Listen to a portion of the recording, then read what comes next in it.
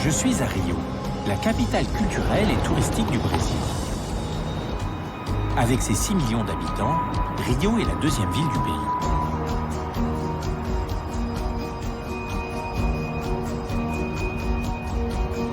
Située au sud-est, elle s'est construite à l'entrée de l'immense baie de Guanabara.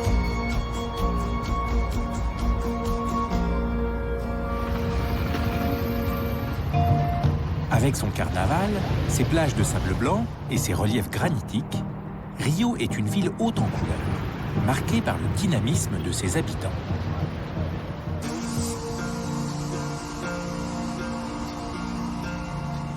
Mais au-delà de cet art de vivre, la réalité de Rio passe aussi par les favelas. Ces quartiers informels, construits illégalement sur les collines de la ville et où vit près de 20% de la population. Longtemps associés à la violence et au trafic de drogue, les favelas ont fait l'objet d'investissements massifs dans les années 90 de la part de la ville. Depuis, certaines d'entre elles montrent des signes de changement avec l'amélioration des infrastructures, le développement des services sociaux et l'ouverture au tourisme. Loin des clichés misérabilistes, je veux comprendre comment les habitants des favelas participent à la réinvention de leur lieu de vie.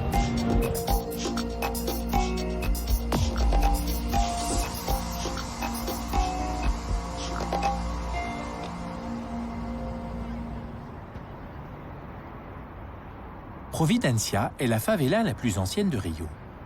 Elle a été créée en 1897 à la suite de la guerre de Canudos, quand des soldats en attente de logement se sont installés sur la colline de la ville au-dessus du port. 7000 personnes y habiteraient aujourd'hui.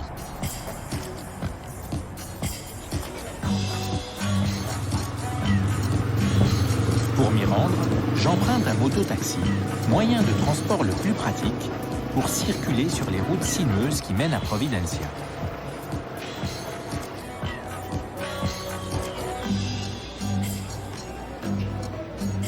En pénétrant à l'intérieur de la favela, je découvre des rues étroites, des maisons presque posées les unes sur les autres, des barrocos en matière simple comme du bois et de la tôle ondulée, et d'autres plus classiques comme la maison de Gisèle. À 41 ans, cette femme très active dans sa communauté est heureuse de vivre à Providencia. Gisèle? Bonjour Philippe, ça va? Oui, ça va, ça va. Je te fais visiter ma maison? Super, merci. J'aime bien le mur rouge, là.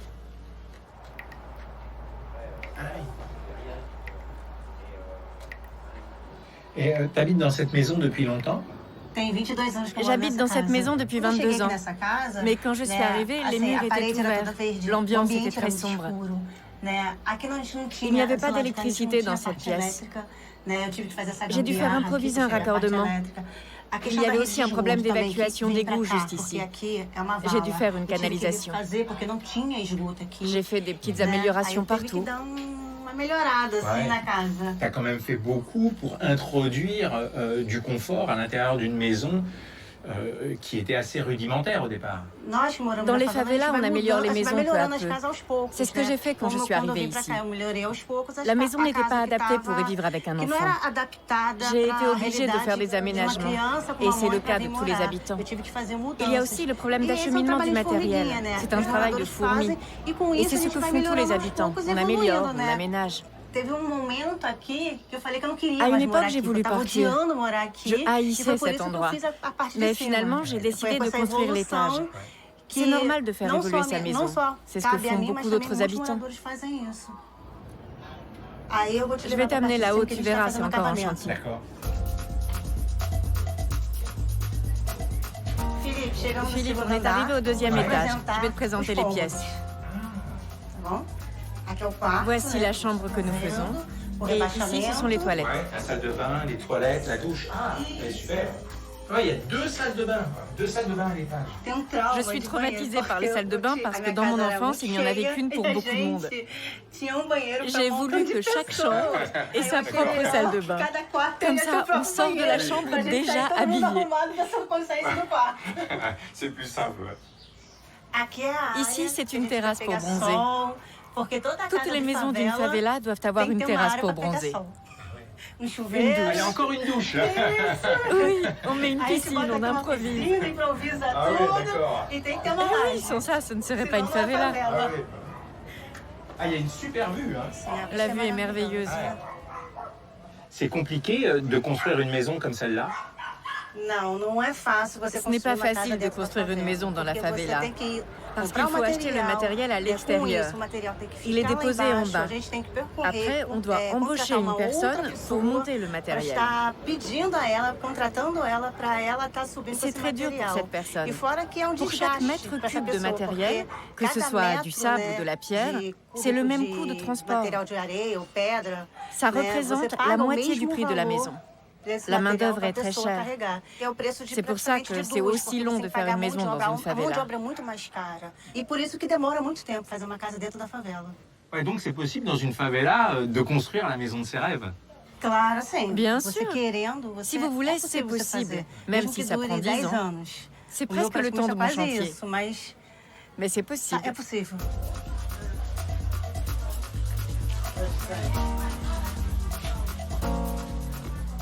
On va y arriver. La favela est un vrai labyrinthe. Il y a beaucoup de déviations. On passe sous des maisons. C'est une géographie étrange.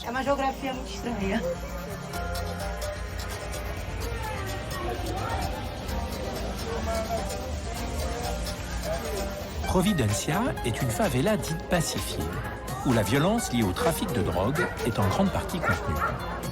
Elle peut néanmoins s'avérer dangereuse, comme le montre la présence continue et souvent mal perçue des UPP, les unités de police pacificatrices. Pour proposer une alternative au trafic de drogue, certains habitants de Providencia misent sur l'éducation et la culture. C'est le cas du photographe Maurizio Ora, fils d'un ancien narcotrafiquant du quartier. Felipe, Maurício. Bonjour. Bonjour. Bonjour. La maison, là, elle est incroyable, hein? Então, a casa é objeto de Cette arte maison est une œuvre d'art pour la communauté, para a comunidade, mais elle est ouverte au mas monde serve entier. para o mundo inteiro. Então, na verdade, é uma casa que C'est a une intenção é résidence servir como residência où les artística artistes peuvent venir partager para leurs trazer talents artistas et leur art que possam estar avec la dividindo com a communauté. comunidade seus talentos, suas artes. D'accord. Então, Felipe, vamos Alors Philippe, on vamos rentre. entrar para... Ah ouais, Je te fais visiter. Là-haut, là? Ouais. Ah bah super. C'est en 2009 que Maurizio a créé, avec l'artiste français JR, la Casa Amarella, un centre culturel ouvert à tous, et notamment aux jeunes. Avec sa lune géante qui semble flotter au-dessus de la maison, ce lieu unique renvoie une image positive de Providencia.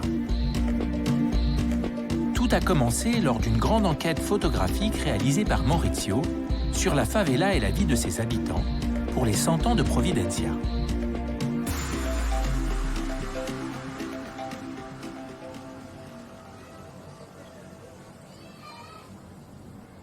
C'est beau, ouais. Incroyable. C'est une des plus belles vues des favelas. Ah, c'est sûr. Maurizio, il y avait vraiment une nécessité de créer un lieu culturel à Providencia. L'idée de faire de cette maison une œuvre d'art était enthousiasmante. L'intention n'était pas d'attirer des touristes, mais de donner à nos jeunes des moyens d'interagir avec la ville, d'apprendre la photographie, le théâtre, le cinéma. L'idée était de faire de cette maison un centre culturel pour les jeunes de Providencia. Maurizio a mené son projet à bien, malgré les pressions de l'État et des trafiquants. Dans la favela, toute transformation demande un investissement personnel et parfois une grande prise de risque. C'est très courageux ce que tu as fait. Je pense que ça n'a pas dû être facile. J'ai risqué ma vie. J'ai été menacé plusieurs fois. Des membres de ma famille, des amis, des personnes liées au trafic me disaient « ça parle sur toi, fais attention ». J'avais peur, bien sûr, mais j'étais tellement engagé que je ne pouvais plus reculer. Je savais que si j'arrêtais, ce serait un pas en arrière pour la communauté. La politique sociale veut que les jeunes quittent la favela. Je ne suis pas de cet avis. Selon moi, ils doivent apprendre à transformer la communauté de l'intérieur.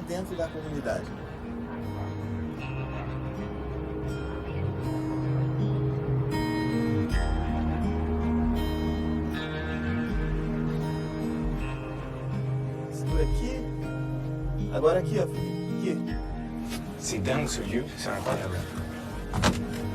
Ah oui. La vue est géniale.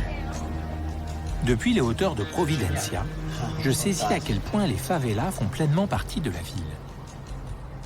Je suis aussi frappé par leur extrême densité. Les habitants des favelas sont confrontés à la surpopulation. L'explosion démographique à Rio, depuis les années 50, se traduit aujourd'hui par un besoin accru de logement. Tavares Bastos, situé à 25 km de Providencia, est l'une des favelas les plus denses de Rio. Pour m'y rendre, je prends le minibus.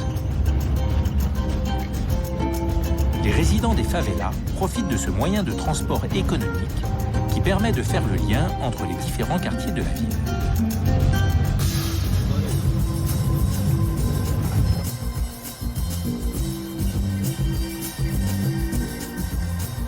Tavares Bastos est une favela particulièrement sûre. Ici, malgré l'absence au départ de terrains constructibles, chacun est parvenu à investir un espace, un interstice où habiter.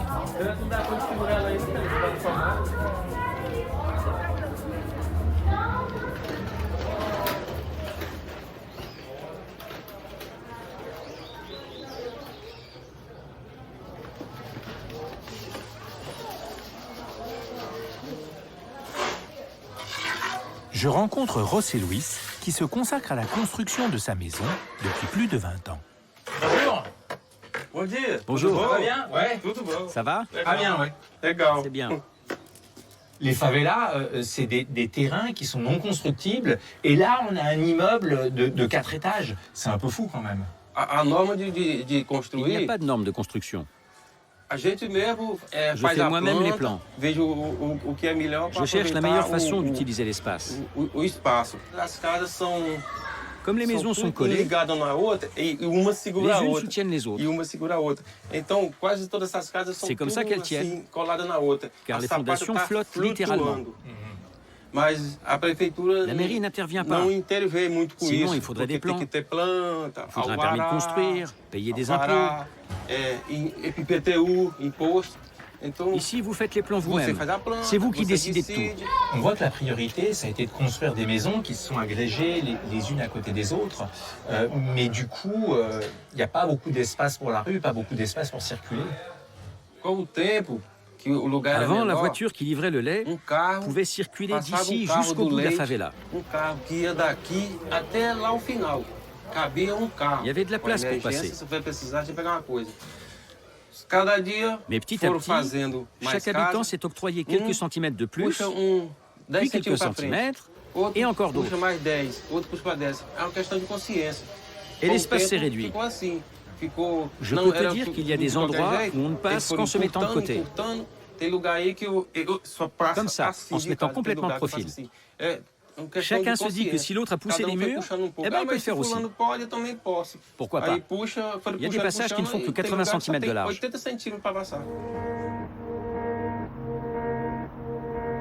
Agrégat de petites maisons, Tavares Bastos se caractérise par un manque criant de rues et de places où se retrouver. Un petit stade, comme posé au milieu des habitations, représente l'un des rares espaces de liberté. Raimundo s'occupe de son entretien et de ses activités. Pour lui, ce lieu communautaire doit être défendu face à la pression foncière. On a l'impression qu'on a poussé les murs pour mettre le stade. En fait, c'est l'inverse. C'est un long processus. Les habitants sont arrivés et se sont mis à construire leurs maisons au fur et à mesure autour du carré. Pour moi, un espace comme celui-ci, c'est très important parce que dans les favelas, la préoccupation première, c'était le logement, et il y a moins eu de réflexion sur l'espace public. Tu as soulevé une question essentielle. La population augmente de façon significative. Comme ce terrain est un des plus grands espaces de la communauté, nous y accueillons aussi bien des cultes que des écoles de samba, des parties de football, des conférences, des réunions. C'est une façon de promouvoir une série d'activités dont peut bénéficier toute la communauté. Oui, je crois que le sentiment d'appartenance qu'on peut avoir à un quartier, ça passe pas simplement par des images et des symboles, mais par des espaces qu'on peut tous partager. Quand tu vois passer ici des millions de personnes et que tu vois que ce stade est reconnu et apprécié, ça t'encourage à l'entretenir. Je suis très fier quand les visiteurs disent que nous sommes une communauté différente. On réalise l'importance de la transmission et du partage. Tu vois, toi-même, tu as de l'admiration pour cet endroit. Et ça me pousse à continuer. Je veux que les gens de l'extérieur comprennent qu'il y a encore de l'espoir. Pendant longtemps, les habitants des favelas, comme Raimundo, n'ont compté que sur eux-mêmes pour améliorer leur quartier.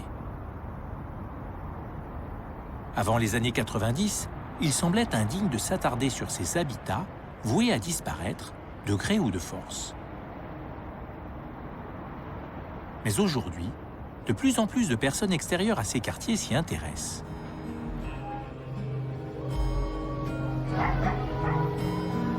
Certains architectes les reconnaissent même comme des lieux de projet dont le potentiel est à révéler.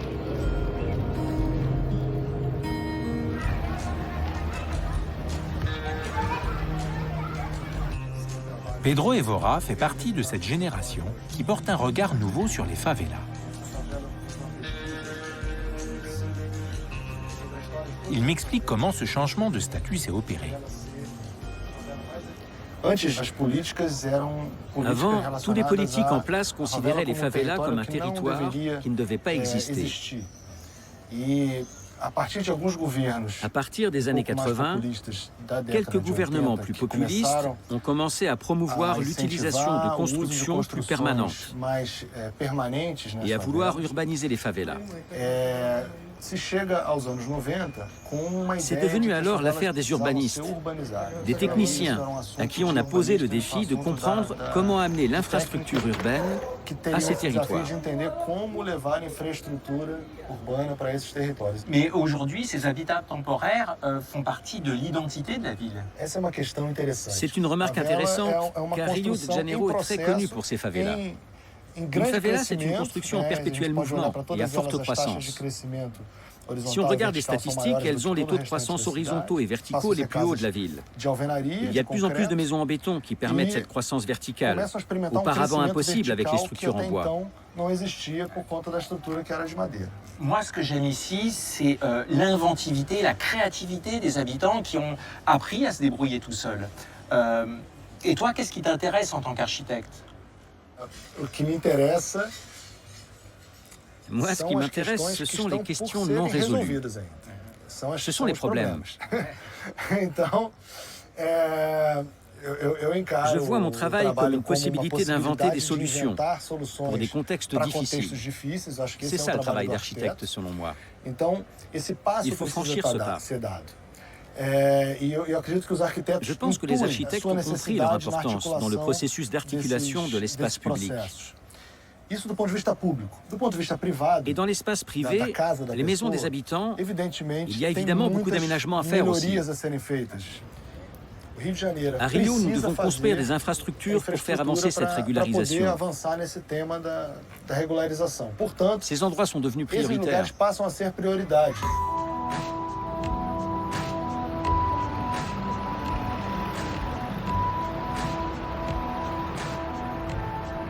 Vidigal est l'une des favelas de Rio qui attire le plus d'investisseurs. Située sur les collines qui surplombent les plages huppées d'Ipanema et Leblon, elle est devenue depuis une dizaine d'années l'un des lieux phares de la ville. Longtemps refuge des artistes, Vidigal est désormais investi par de nouveaux résidents, désireux de tirer profit de sa situation exceptionnelle. Wendell, décorateur et comédien, a toujours vécu ici. Il me parle de la transformation de son quartier. Wendell, Hey, tudo bem? ouais, ça va. Ça, c'est ton atelier? Sim, sim. É aqui onde eu faço meus Ouais, trabalhos c'est de ici que je fais mes artesanato. travaux d'artisanat, Trabalho com de cenografia, scénographie, com de marcenaria menuiserie, também, construção de la de construction objetos, d'objets et d'instruments instrumentos musicaux. musicais, entendeu? É aqui onde eu C'est faço ici tudo. que je fabrique tout. Tá um pouquinho C'est un peu bagunçado, le mas bazar, mais vai c'est ficar parfait bom. pour moi. Só que eu moro aqui em cima. J'habite A en haut, casa aqui. ma maison est Quer ir juste lá pra você au-dessus. conhecer? Tu veux venir faire un Vamos tour? lá? Ah oui, oui. Vamos lá. Ah oui. C'est grand, hein? C'est grand. C'est beau, t'aimes bien? Mais c'est beau. Très bien décoré. E aqui voici é o la visual vue que a nous gente avons tem de no Vidigal. visual. Carrément. C'est une vue magnifique. Hein. Qui sont les personnes qui sont venues à Vidigal et puis qui continuent de venir encore aujourd'hui? Na maioria das La vezes, são plupart, ce sont pessoas des que personnes sempre qui tiveram ont muita toujours eu vontade, l'envie et la muita curiosidade curiosité de conhecer uma d'appartenir à une comunidade, mas communauté, sempre tiveram mais medo qui ont toujours pela eu peur de la violência, violence, qui est que assez uma importante. violência grande. Na maioria das La plupart de pessoas ces gens são sont des artistas, artistes, são des boêmios, bobos qui ont toujours eu cette sempre curiosité. tiveram essa curiosidade, né? E Et agora, depuis pelo la fato de estar mais pacification des seguro, quartiers, ils viennent eles plus começam facilement a à vir morar no Vidigal. Vidigal. Então, pessoas que moram no Leblon, aqui Les do habitants lado, des quartiers chics d'à começam a côté conhecer a commencent à comunidade, connaître la ver que é um lugar communauté. seguro, legal de morar, Ils e se por rendent que não? compte que c'est É un endroit custo de vida agréable, para eles sûr, mais barato, et où la vie est onde moins você tem chère. cultura 24 horas por dia, Il y a tem aussi une vie boemia, culturelle tem et nocturne festa, tem importante, dança, et une o povo population recebendo très de braços accueillante. abertos, como C'est le cas aussi Vidigal, d'ailleurs a dans les maioria autres das communautés. comunidades faz. As pessoas são assim. Tous ces nouveaux habitants, ils ont donné de la valeur au quartier, une valeur culturelle, mais aussi une valeur économique. Sim, aumentou muito. Oui, ça a Então beaucoup a gente augmenté. viu uma Nous possibilidade avons de vu une ganhar pouco opportunité mais. d'augmenter nos Eu revenus. tenho duas Moi, casas par exemple, alugadas lá em j'ai cima. deux maisons que je loue un peu Antigamente, plus a haut. gente alugava a casa Avant, je les por louais à 600 600 reais. reais. Hoje em dia, Maintenant, as elles duas sont à casas 1000 estão reais alugadas por chacune. R$1.000 cada um. Ça augmente le Isso pouvoir aumenta o d'achat custo et de nous vida, sommes né? nombreux à en Porque todo profiter. mundo quer ganhar com isso. Est-ce que tu ne penses pas qu'à un moment donné, les premiers habitants de Vidigal n'auront plus les moyens d'habiter ici? O custo de vida aumenta Avec muito. l'augmentation du coût Então, de la algumas vie, pessoas se une veem partie de na la condição de population ter se que voit sair obligée de do partir de lugar la onde viveu a communauté vida inteira, dans porque laquelle o ils ont custo de vida é toujours muito vécu. alto. E você é Ils doivent obrigado déménager a car ils ne ter peuvent que ir plus pra outro subvenir lugar à leurs porque você besoins. consegue se sustentar. Quand les gens qui sont nés et Muitas qui ont pessoas grandi daqui, ici se voient nascidas obligés de e partir, criadas aqui no Vidigal, la communauté se perd une viram partie de son obrigadas a identité, sair, isso perde pouco de da ses origines característica das et de pessoas, ses racines. da origem, da raiz daqui. Esse acho que é o Ça, c'est grande l'aspect questão négatif de cette negativa mixité. dessa mistura toda. Vidigal est une favela qui a réussi son ouverture, mais en excluant ses habitants les plus pauvres. Cette gentrification est-elle le prix à payer pour que les favelas se développent? Je ne le crois pas. D'autres modèles sont possibles.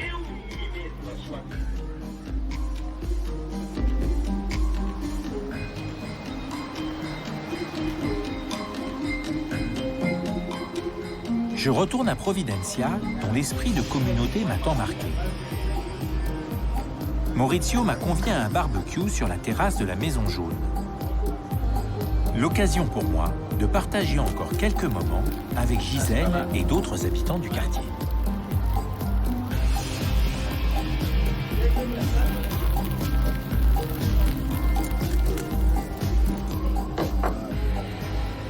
Le petit.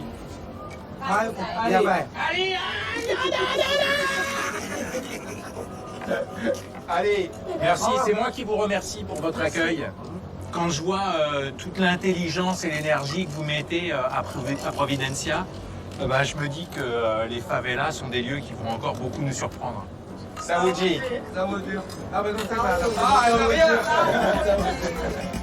Les habitants des favelas ont quelque chose à nous apprendre.